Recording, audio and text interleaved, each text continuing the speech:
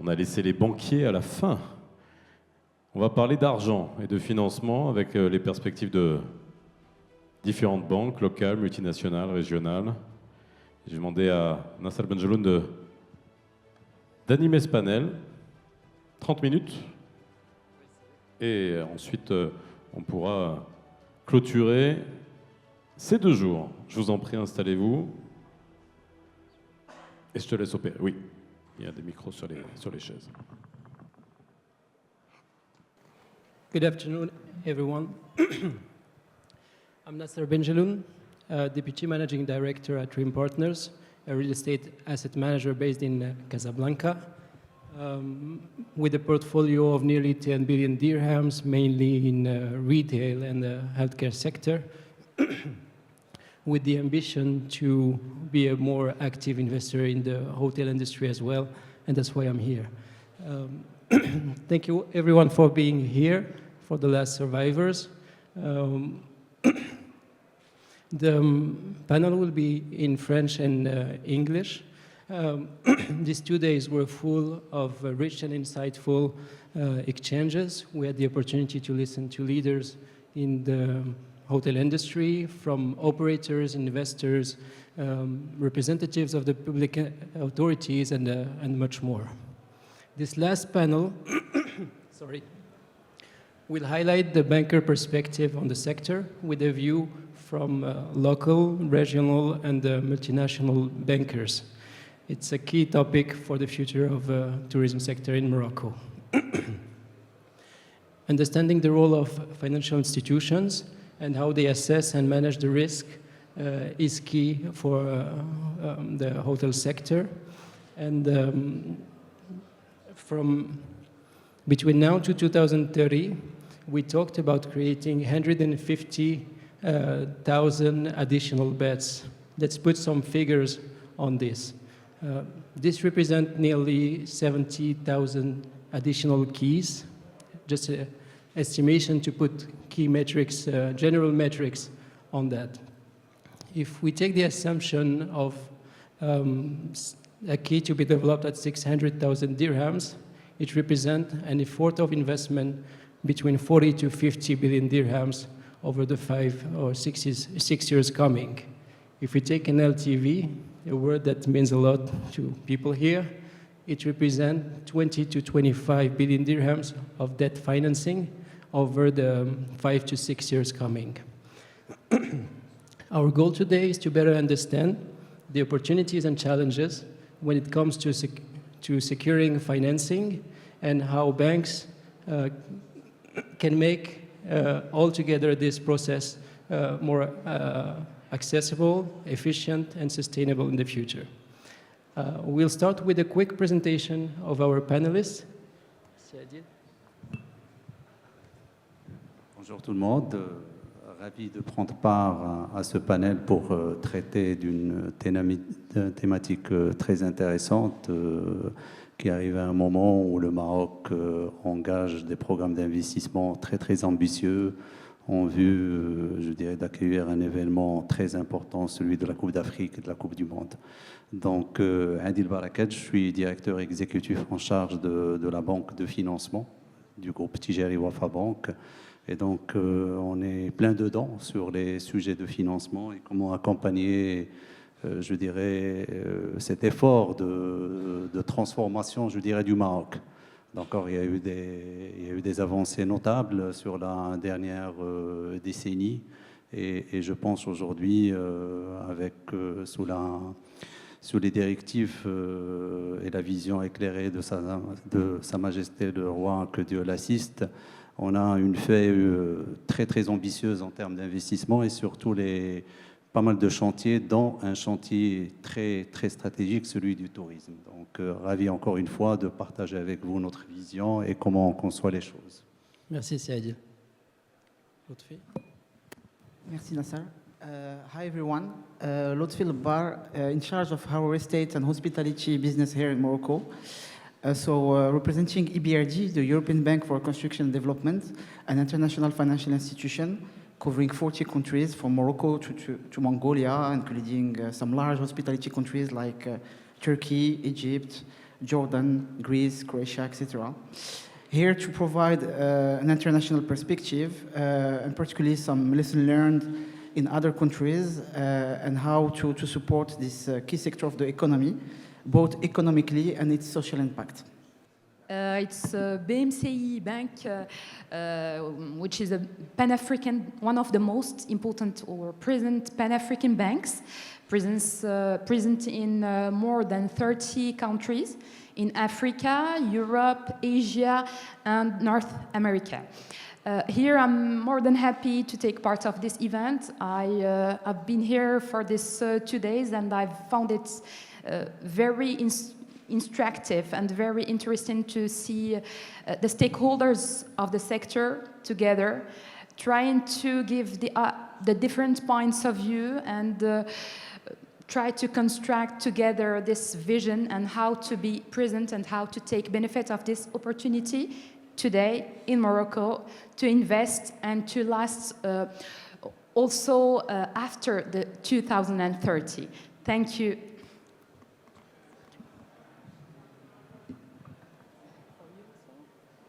Good afternoon, all.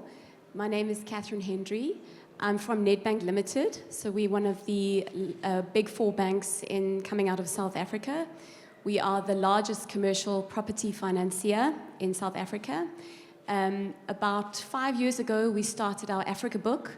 So my team we look at transactions that are on the continent outside of South Africa.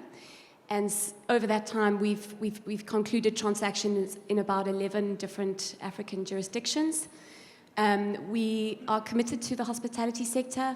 Over the last 3 years, we've financed about $100 million of debt transactions in the hospitality sector alone.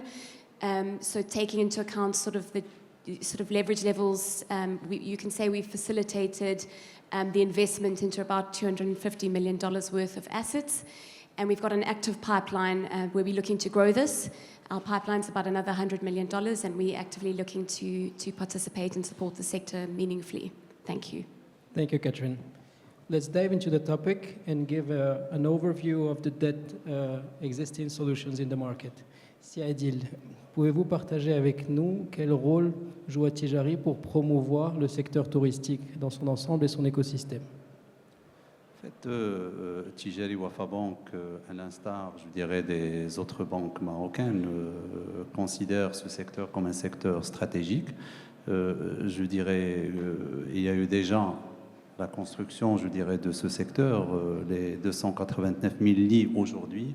C'est le produit de partenariats entre opérateurs touristiques et banquiers. Et donc, durant la dernière décennie, il y a eu du développement. On a appris ensemble, je dirais, pas mal de sujets par rapport à ce secteur.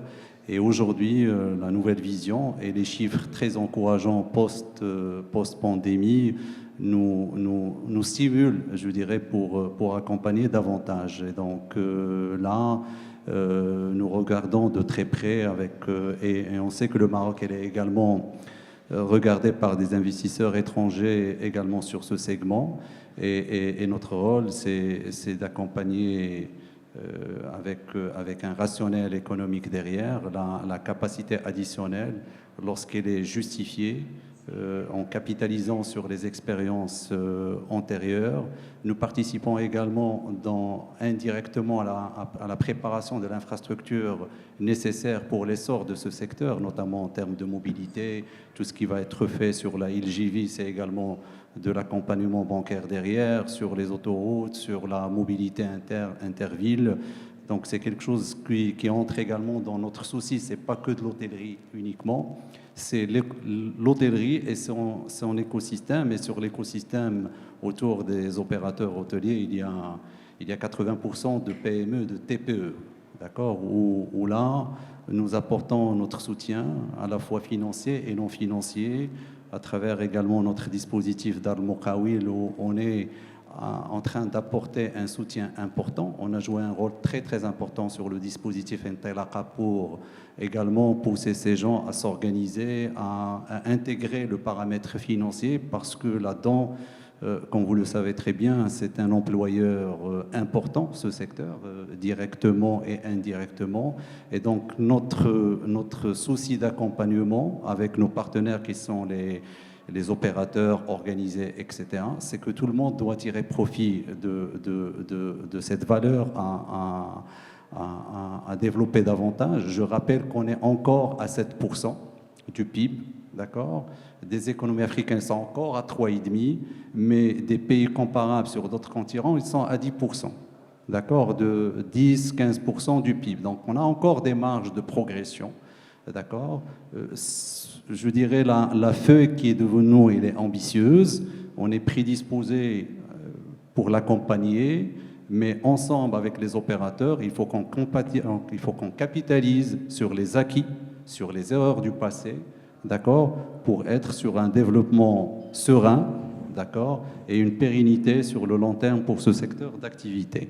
J'ajouterai pas que, à côté de cet accompagnement, on joue un rôle important pour sensibiliser les opérateurs sur la green finance et sur la nécessité, je dirais, d'impacter les investissements à venir et d'avoir ce souci de réduire l'empreinte carbone. Et sur ce point, on vient de boucler il y a quelques mois un fonds africain d'efficacité énergétique qui est investi par ses propres moyens et qui réalise des investissements dans des limites de 50 millions de dirhams. Aujourd'hui, on l'a bouclé à 200 millions de dirhams et qui a également dans son champ de couverture l'hôtellerie.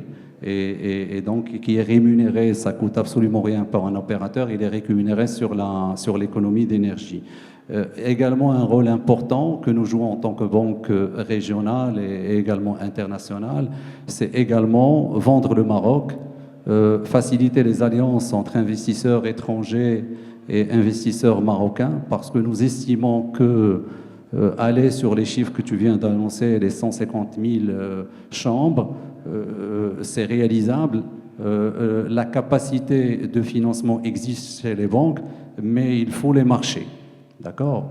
Et donc, il faut trouver ces marchés. Et je pense que là, nous, banques, opérateurs locaux, il faut qu'on s'ouvre également sur des alliances avec des tour opérateurs, avec des spécialistes, parce que les marchés, c'est quelque chose de très, très important. Et là, nous jouons notre rôle dans la recherche, dans le rapprochement, dans les consolidations entre opérateurs pour des économies d'échelle et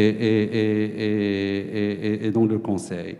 Donc, j'ajouterai également que nous prêtons une forme de collaboration très forte avec les pouvoirs publics, d'accord, pour réussir, je dirais, un accompagnement serein.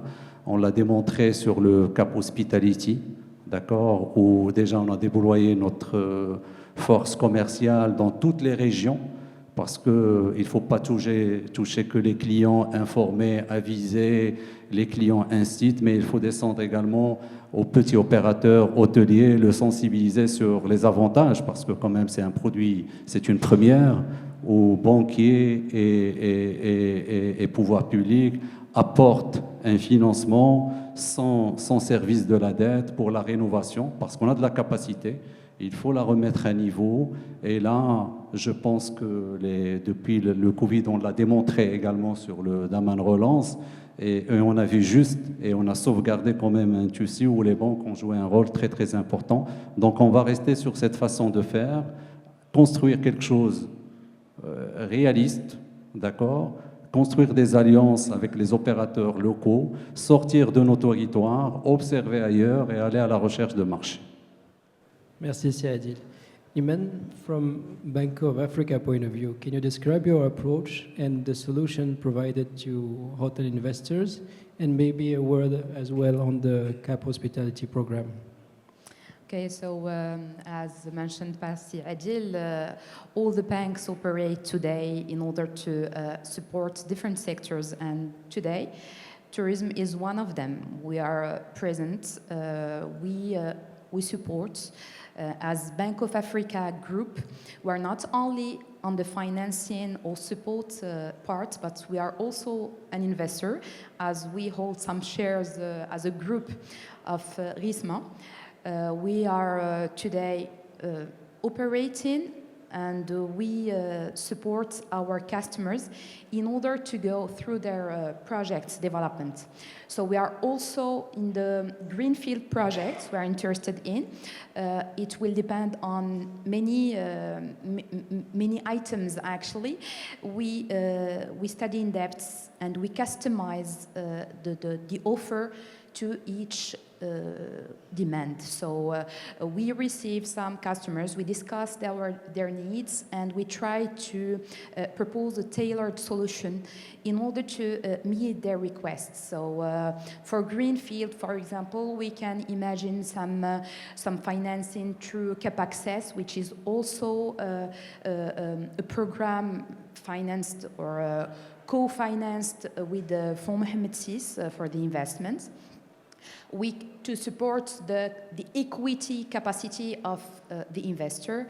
We also can imagine some projects in which the subsidies of the new charter, which is very important today, it can meet about 30% of the investment, which is an important amount for the hotel operator in order to get into its program and have it the right way. We also can imagine for the entertainment financing some subsidies that are available today, such as Go Siyaha, which is here again can finance for smaller projects 30 to 35% when we are in the entertainment part of the investment, about tourism and in the sector of tourism with hospitality. For Cap Hospitality, which is today a very great initiative of the government, we operate in it. We have met many operators around Morocco. We have met in different cities in order to have the bank near or next to its customers and propose the service for each one to meet its own needs. Today, Bank of Africa operates with other banks to syndicate some financing. For big deals, we go with the 2 or 3 banks, we go together in order to support the financing, but we need some requirements which are very important for us. For all of us, it's the professionalism. We need experts. We need to go with people that are in the hospitality and that can make the difference and can bring to this infrastructure or to this project interesting occupancy rates. This is what we all seek. We as banks are also investors and are waiting for our return on investment, as we give these loans and need to get them back with our interest rates. Cap Hospitality is a good solution for the investor, as it is supported partially by the investor for the principal, and supported by the government in the part of interest rate and interest support. Today, we can, depending on the projects, we can finance or not, but it is very important to have this experience, to have this management contract maybe, to have this lease agreement, and to have the good location, to propose an integrated service in order to have this tourist come, maybe today, maybe in some month, come back, maybe after the World Cup, which is the aim of the investor and also the aim of the bank, which is going to give a loan today, but for long term, it goes to 10 years, 12 maybe. And here I will just precise that Cap Hospitality is a co-financing. So the bank gives the 2/3 of the amount, and Fonds Mohamed VI finances also 1/3, and it is an amount that can goes from 3 to 100 millions, which is a great implication of the government, and that needs an implication of the investor in terms of equity financing, which is also very important when we structure a deal with a bank. Thank you, Iman. Sorry. Catherine, Nedbank has already financed a hotel project in Morocco. Can you share with us what kind of facilities, debt products you're able to offer in Morocco, and maybe give a word on the currency used for that financing? Sure, thank you. So I think so we are predominantly, we do have equity and mezz finance, but that's usually more prevalent in our South African business. So on the continent, we are predominantly doing senior debt. We would look at term financing, or we would also do development finance for greenfields projects. We've also been involved in a number of transactions which finance large portfolios of assets that are across jurisdictions. So those are quite complicated, but we've got a good track record of doing that as well. In terms of, and I think just a word on that as well, we don't like to call it product as such, more solution, because I think, as Iman has mentioned, we try and tailor the solution to the project cash flows and the view on the asset. And our recourse as lenders is usually limited really to the assets. So we structure around those cash flows quite carefully. Just in terms of the currency, so we can only fund in hard currency, so that's euro, pound, or dollars. That has not presented a problem for us necessarily. I think especially in economies where the local currency is pegged or linked to one of the hard currencies, because it doesn't introduce any currency risk or additional credit risk from our borrower's perspective. So we haven't had a problem in that regard, and I think we finance in other jurisdictions where it's a lot more problematic. I understand in Morocco, and we have limited experience, obviously, here, but I understand in Morocco, in order to source the euros, to pay the bank, there is a notification and approval process with the relevant authorities. Again, we have not experienced any issue with this. It's more just perhaps a timing delay. So what we would normally do to overcome that is we would put in place a revolving credit facility for our borrower, and our borrower can utilize the revolving credit facility to draw down, to pay the bank the debt installments, and when the euros are available, then that can repay the revolving credit facility. So nothing that can't be overcome. Good experience so far. Thanks. Maybe investors need to be more familiar with these types of solutions that are not common here in Morocco, but they will certainly gain to understand better the mechanisms. Lotfi, EBRD can offer both equity and debt solutions. What is your vision and investment strategy? Thank you, Nasser. So, first of all, we will insist on our appetite to finance this strategic and key sector of the Moroccan economy. Why? Because it has two components that are part of our investment strategy.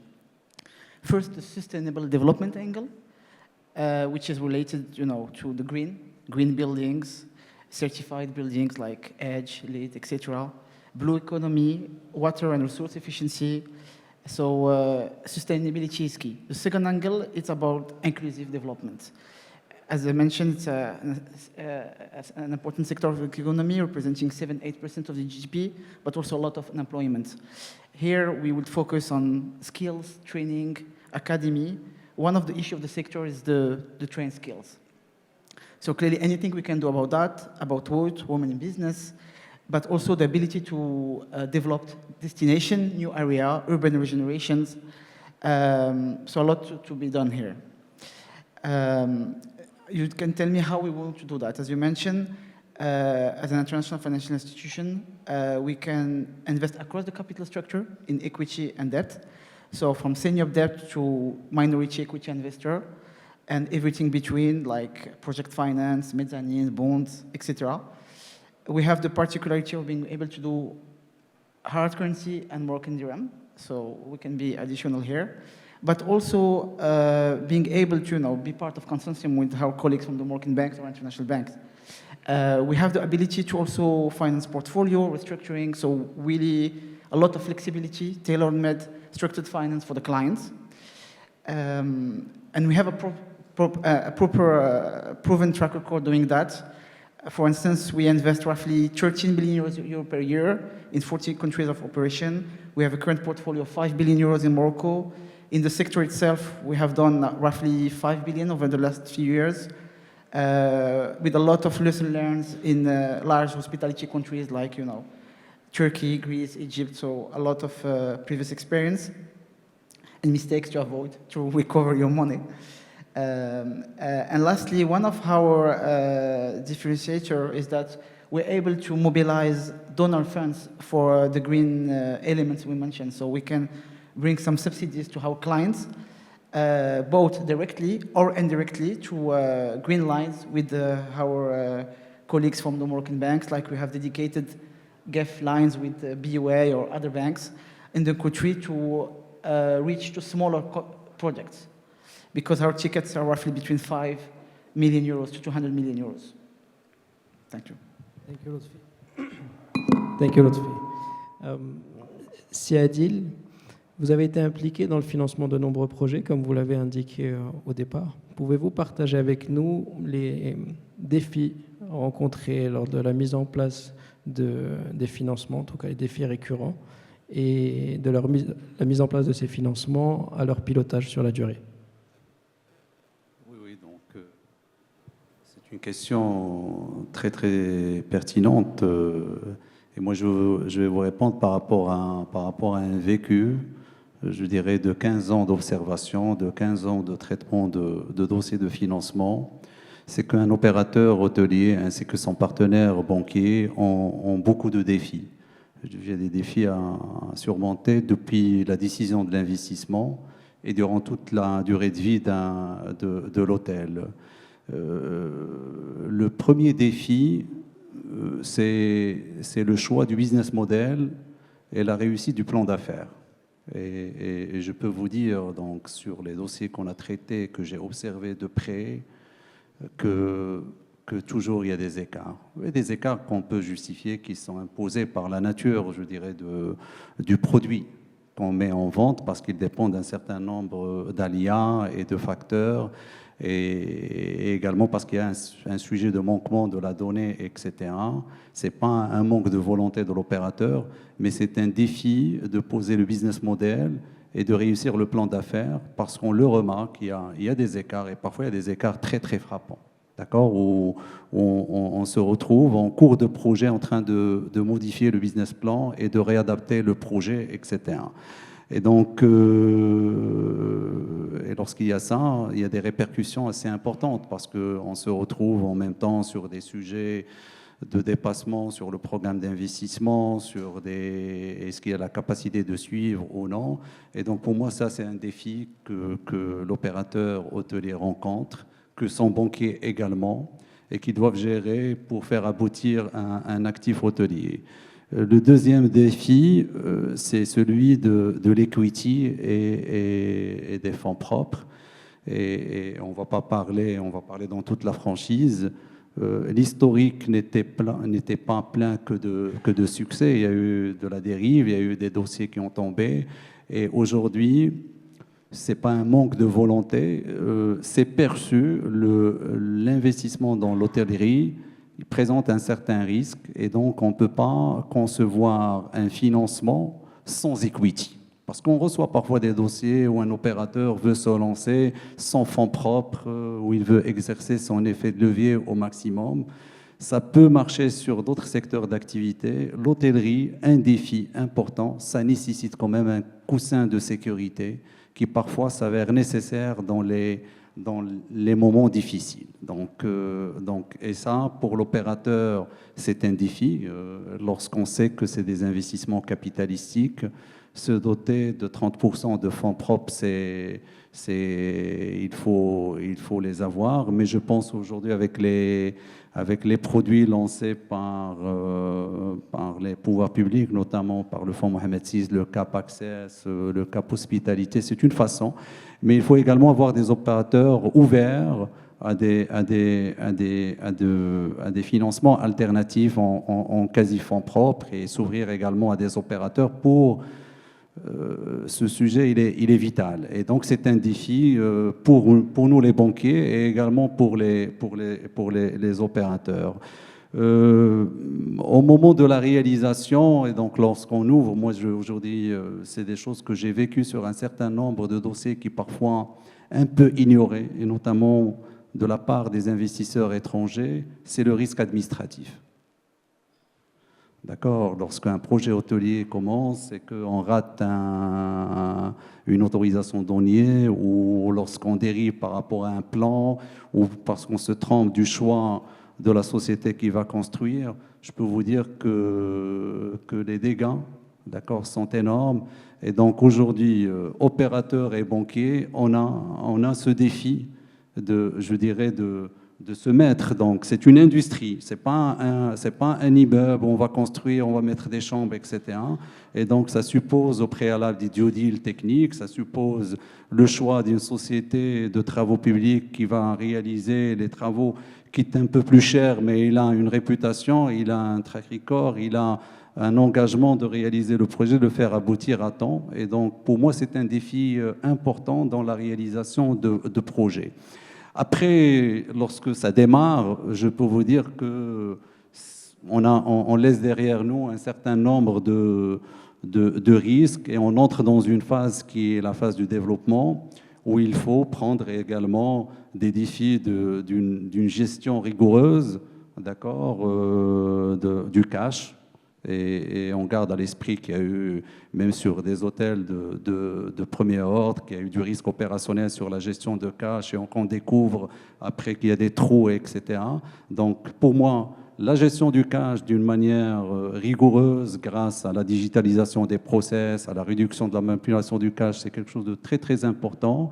Et après, les comptes réserves, parce qu'un hôtel, il faut l'entretenir. Donc, il faut se montrer un peu indulgent vis-à-vis de cet actif et distribuer des dividendes, rembourser de la dette, laisser quelque chose pour l'entretien et pour l'adaptation, parce qu'un hôtel, il est parti pour 40 ans, pour 50 ans, et il doit s'adapter aux évolutions du marché, et s'adapter, c'est de l'investissement.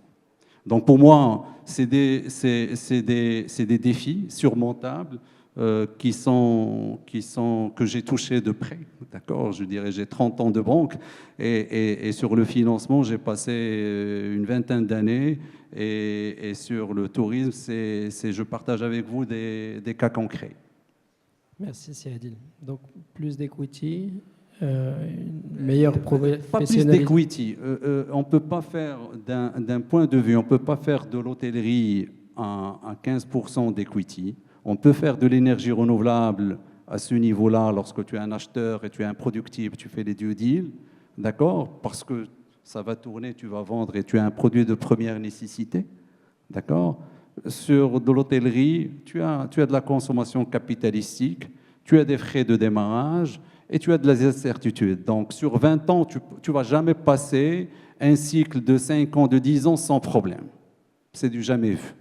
Je vois un opérateur qui est en train de me voir, peut-être qu'il le confirme par son sourire. Donc, l'equity, je dirais, un minimum, c'est un coussin de sécurité. Une bonne gestion du cash. Bien sûr, et une bonne gestion de cash. Iman, in terms of risk assessment, what would be the main challenges to overcome for a more easier access to debt financing? Maybe I will repeat some of the points already cited. I will say how do we how do we study a project when we receive it at the bank?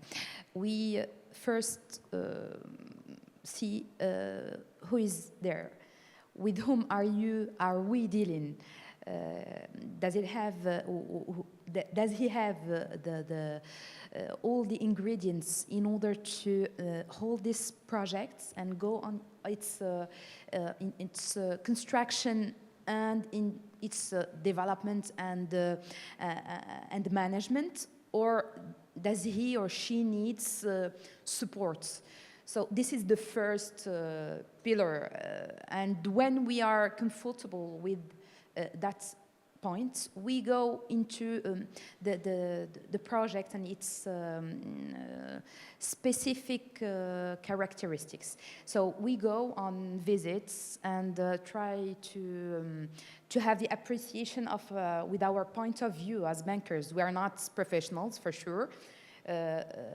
They are the professionals, but we try to compare with what we have already seen and what we have already financed and how things are working or not.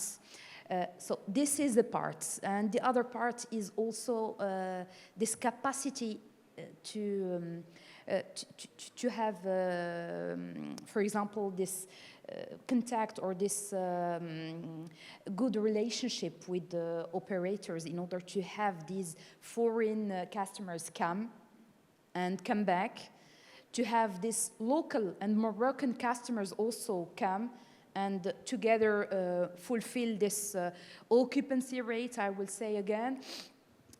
For the bank, it's important. So we study a business plan that is presented by the investor. We challenge it. We try to go and study the market. So the market study is very important, depending on the niche, depending on the category of the hotel or the service offered. It's important to compare to the others and try to look and to find what is the differentiation, what do we offer more than the others, and how this customer can come to this hotel and not to the others. So the bank sees these different points and tries to evaluate the risk consequently. We have, by the past, different experiences, some that was success, and others not that well, to not say something else. And today we have some appetites to go further, but risk is here. We know that it is there. If there is another COVID, for sure, we won't have that much arrivals.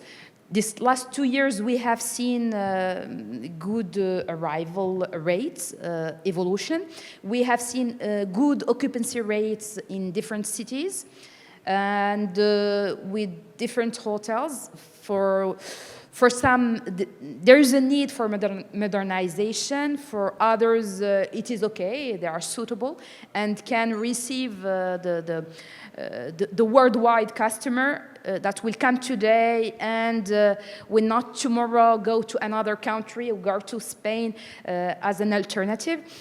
So these are the key points to look for, to have the risk assessment for the bank.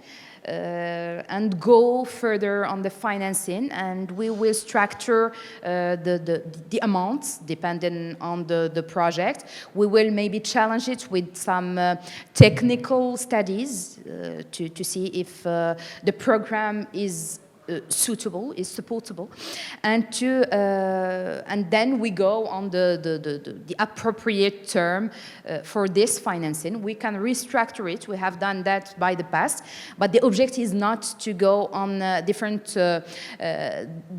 needs to reschedule or restructure the debts on the mid-term.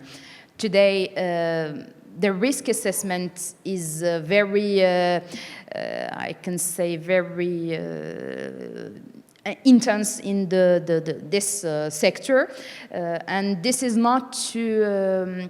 The objective is not to avoid some finances, but just to go on the right support for the right projects at the right moment, which is now.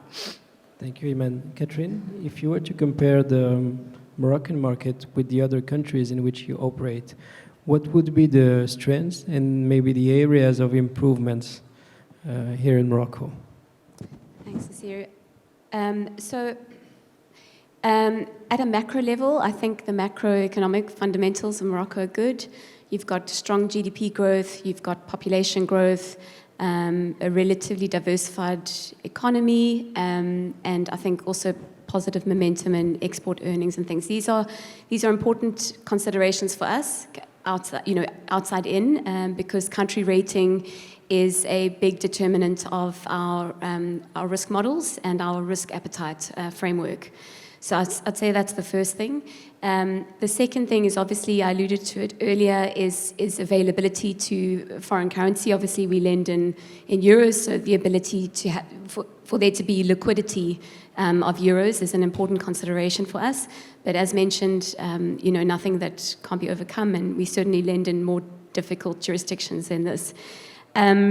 Another positive, I think, the hospitality sector itself is very strong. We've been talking about that for the last 2 days. I think Casablanca is has the second most arrivals out of African cities, just second to Cape Town, I think. So that's good. I also think the diversification in hospitality earnings between business and leisure is a good thing, because as we know, hospitality can be a cyclical, sometimes volatile, and definitely seasonal sector. So that diversification definitely helps. I think just in terms of improvement, is just sort of any initiatives that aid foreign direct investments are good. It's small, but I think for foreign lenders, we cannot lend directly to a Moroccan entity, as far as I understand it. We have to lend to a external shareholder of a Moroccan entity, and it has to be demonstrated that the proceeds of our loan go benefit the Moroccan entity, and then the Moroccan entity can provide security to the bank. So nothing that can't be overcome from a structural point of view, but it just does add an additional layer of complexity. Thank you, Catherine. Lotfi, I know you've been very active in financing hotel projects in other countries, such as in Greece, as you said before. Can you share the lessons learned from these previous experiences? Sure. Well, my esteemed colleagues have said everything already, so trying to complete and not to repeat. The bottom answer is the choice of the partner. As I mentioned earlier, EBRD is trying to see itself as a long-term institutional partner. So it's important to find the right partner. What does mean is that you really want to find somebody that first know how to build the hotels, the capex, to avoid cost overruns, have the right general contractors, particularly in the current times of inflation. That's the first element. The second element is operationally speaking. First of all, let's have a realistic business plan, right? ADR, occupancy rate, etc. So we need to have something realistic with proper advisory from external advisor. It's important that the client or the partner is well advised and supported in the process. And then operationally speaking on a daily basis, right? Be it management agreement, franchise agreement, whatever, operation, don't ever underestimate the operations, can be very tricky and sometimes not very profitable. As part of that also, don't underestimate the human capital component and sometimes the quality of the staff, it's important. The third point is about sometimes the poor destination management. Do I have the right product? In the right segment, in the right location, and sometimes can be badly used, having a lifestyle in not the correct location. And something important, as we mentioned, this business is very cyclical. And COVID demonstrated that. Don't underestimate the domestic market. That can be also a way to minimize your risk. And lastly, for us as an equity investors, sometimes also be careful about the exits. Exits are also key for your returns, and be careful the way you structure it and the way you try to optimize your exit and your return. This is your equity side that is talking, maybe. Now, in terms of outlook, and in several panels, we discussed three main drivers, and the Minister of Tourism mentioned as well: strong momentum, government support, major events such as the World Cup. So now, in terms of outlook, maybe Lotfi, what would be the ideal project for you?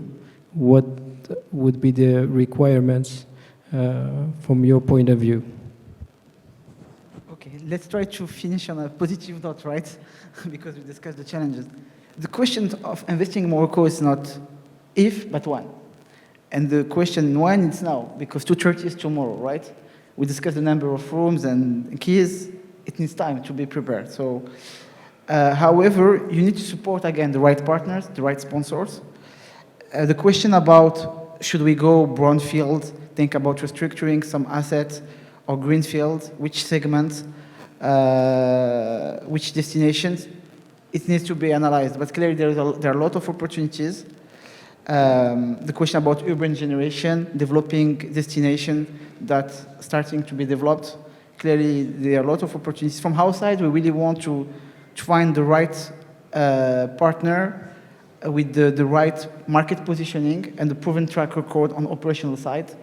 Being able to choose the right business mix. And here are some elements, as mentioned earlier, about the sustainable angles, the green elements, the inclusive, also about the ability to create trainings and academies for workforce are important for us. And when we say strong partners, it's great that with deep pockets because, as we mentioned earlier, it's a capital-intensive industry.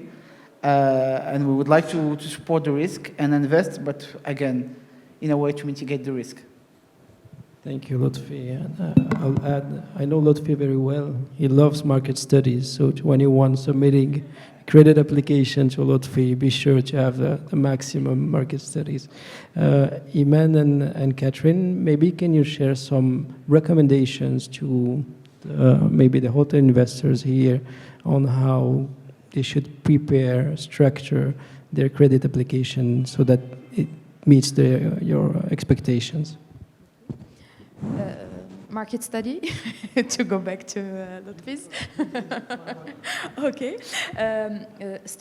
Study well your project, design it well, collaborate with the right stakeholders in the construction phase and also in the management phase.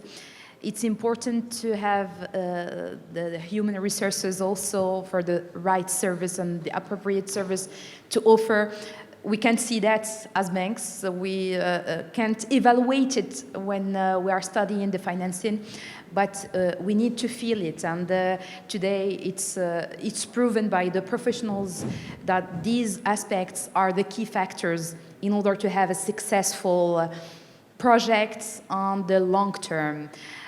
For the structuring of your financing, just study in each capex point and each of your needed costs in order to be the nearest of your projected project, and try to put the appropriate equity. I won't say any percentage. The objective is to put the appropriate equity that demonstrates that you really believe in that project and you're committed to it, in order to demonstrate that you are in and you need a partner, not only a bank to finance, but you need a partner to go together in this long-term and a project which will last for the decades to come, to hold it together and to support it together and to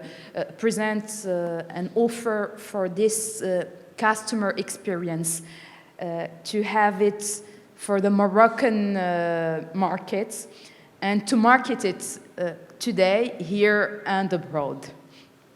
Thank you. Catherine, maybe a few words? Yes, I think I would echo those sentiments. I think, your business plan and forecasts, if they are realistic, There's nothing more that buys you credibility in a credit committee at a bank if your client can track their forecasts. It buys a lot of goodwill internally and a lot of credibility. But it also allows the deal team to structure more accurately around the expectations of your business and the cash flows and the expectations around the cash flows, essentially. And I would say that, there's been a lot of speak about equity in, et cetera, and that's skin in the game. But I think also just lower geared transactions do allow the bank to be more flexible with the terms that they offer. It allows the bank then the ability to potentially allow for interest roll-up, for capital moratoriums, especially in that initial period when the asset is ramping up and gaining traction. But if you start with a very high geared structure on day one, it's going to be restrictive and difficult to manage. So I would say more temperate in the gearing levels, but also just accurate and realistic forecasting so that the bank can walk the path with you in your long-term investment. Thank you, Catherine. Siadil. Sorry. I would just complete with a few words concerning the co-financings and the subsidies available today for the services around hospitality. There's not only hospitality. We need more services and more complete offers to our customers. Now F&B and leisure, you mean? Leisure, yeah. That's very important today to have this customer stay a longer time and come again. Thank you, Iman. Siadil, un dernier mot sur finalement cet engouement, cette vision très positive qu'on a eue ces 2 derniers jours du secteur hôtelier et tout le monde qui cherche à se projeter de l'avant. Du regard des banques, est-ce que vous partagez cette même dynamique? Est-ce que vous partagez cet élan? Oui, donc bien sûr. Donc d'abord c'est notre rôle et c'est également notre responsabilité. Je dirais heureusement que le Maroc a construit quand même un système financier très solide, d'accord, qui dépend de banques marocaines, de capitaux marocains. D'accord, et qui a construit par cette solidité une profondeur d'accompagnement. D'accord. Aujourd'hui, notre présence régionale en Afrique et en Afrique du Nord nous démontre qu'il y a des sujets de difficulté d'accès au crédit. Dans des économies africaines, les maturités ne peuvent pas dépasser 5 ans, 6 ans. Et aujourd'hui, on arrive au Maroc par sa solidité financière d'aller sur des maturités de 15 ans, 20 ans sur des sujets de financement. Et cette solidité également a procuré quand même une stabilité du dirham sur les 15 dernières années, donc il n'y a pas une forte volatilité. Et également des niveaux d'intérêt, de taux que je qualifie les plus bas, et je pèse mes mots, même à l'échelle mondiale, à l'échelle internationale. Je dirais que le capital aujourd'hui au Maroc du crédit, il est quand même aux standards internationaux, voire même en compétition par rapport à ces standards. Et je cite que quelques cas aujourd'hui, une économie comme l'Égypte, où on est présent, qui est un acteur touristique, les taux d'intérêt, ils sont à des niveaux de 28-29%. D'accord. Et donc aujourd'hui, avec une inflation qui est à 45%, même pour des économies comme la Turquie, etc., qui sont des opérateurs très forts également à ce niveau-là. Donc la solidité du système financier, c'est un facteur, d'accord, qu'on doit préserver. C'est un facteur qui nous donne la capacité, je dirais, d'accompagner. D'accord. Il nous faut que le marché. Et je pense, en tant que de banques marocaines, Tijari, BOA et le reste des banques, on a une responsabilité. On a une responsabilité de réussir cet événement. Et ce qui est aujourd'hui intéressant, que cette dynamique ne concerne pas uniquement le tourisme. D'accord, on est en train de la voir sur pas mal de secteurs. D'accord, le Maroc, il est observé, il intéresse des opérateurs dans pas mal de segments, sur le sujet industrie, sur le sujet des énergies renouvelables, sur le sujet des patries, sur le sujet également du tourisme. Espérons, d'accord, qu'on va prendre les bons choix. En tout cas, nous, on est engagés à côté de ces opérateurs pour une transformation du Maroc. D'accord, et là-dedans, on est totalement engagés. C'est un sujet un enjeu de financement. Il y a un enjeu de business également, parce que 26 millions de touristes, c'est 26 millions de flux, c'est 26 millions de consommateurs, c'est 26 millions de cartes et de transactions, etc. Donc il y a un enjeu également profitabilité qu'il ne faut pas oublier. Et donc, je pense que notre rôle, on va l'assumer, on l'a démontré. On est un beau pays, et donc on va continuer à le construire avec enthousiasme et avec engouement. Merci, c'est Adil. Et pour cette note positive, pour clôturer ces 2 jours de riches échanges sur les perspectives du secteur hôtelier au Maroc. Thank you, all of you, and thank you, Chair.